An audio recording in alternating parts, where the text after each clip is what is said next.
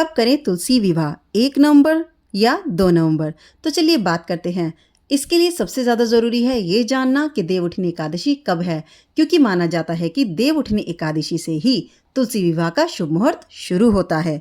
तो जो हमारी देवउठनी एकादशी है ये 1 नवंबर 2025 को शुरू होकर, जबकि दिन है शनिवार, इसका समापन होगा रविवार को 2 नवंबर 2025 में।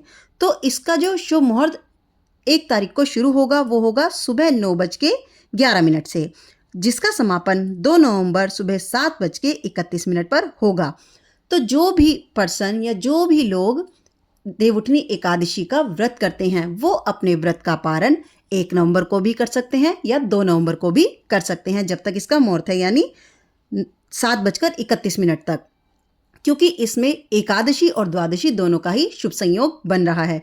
अब अगर हम बात करें तुलसी विवाह की, कहा जाता है कि तुलसी विवाह देवउठनी एकादशी से शुरू होकर पूर्णिमा के बीच जितने भी जो हमारे दिन आते हैं, 5 दिन होते हैं, इनके बीच आप कभी भी कर सकते हैं। सारे ही मुहूर्त बहुत शुभ माने जाते हैं। तो तुलसी विवाह में क्या करना है, जैसे कि 1 नवंबर को तुलसी विवाह जो लोग करते हैं, देवउठनी एकादशी है, आप 1 नवंबर को भी तुलसी विवाह कर सकते हैं और 2 नवंबर को भी कर सकते हैं। लेकिन यहाँ पर एक प्रॉब्लम ये आ रही है, अगर आप शनिवार के दिन करते हैं यानी देवउठनी एकादशी को, तो बहुत अच्छी बात है। लेकिन कुछ लोग 2 नवंबर को भी करेंगे जैसे कि, लेकिन कहा जाता है उस दिन रविवार पड़ रहा है और रविवार को तुलसी को स्पर्श करना वर्जित है, यानी उसे स्पर्श नहीं करना चाहिए। तो इसमें आपको क्या करना है, आप अवॉइड करें कि आप रविवार के दिन यानी 2 नवंबर को तुलसी विवाह कराएं। इसके बजाय आप क्या करें, 3 नवंबर, जबकि इसमें जो हमारी तिथि होगी वो तृतीया तिथि एंड चतुर्थी तिथि हमारी शुरू हो जाएगी, उसमें भी शुभ मुहूर्त है, तब आप तुलसी विवाह कर सकते हैं। तुलसी विवाह की जो भी नियम होते हैं आप उनके साथ तुलसी विवाह ज़रूर करें।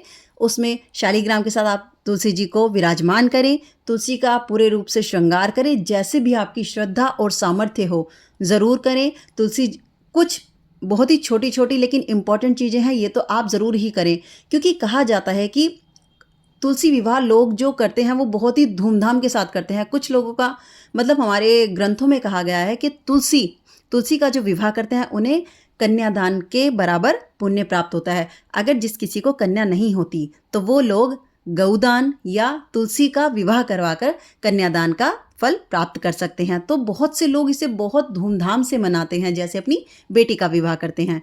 लेकिन जो लोग एकादशी का व्रत करते हैं या तुलसी विवाह करते हैं, नॉर्मली सामान्य रूप से करते हैं, वो क्या करें, छोटी छोटी कुछ चीज़ें अगर आप करें तो आपको भी बहुत अच्छा फल इससे मिल सकता है। तुलसी जी का इस दिन आप लाल रंग की चुनरी ज़रूर ओढ़ाएं। साथ ही साथ जो भी छोटी मोटी श्रृंगार के सामान होते हैं, जैसे कि चूड़ी, बिंदी, काजल, उन्हें ज़रूर अर्पित करें। उसके बाद आप एक पीले रंग के धागे में 5 गांठें बांधकर माता को अर्पित करें।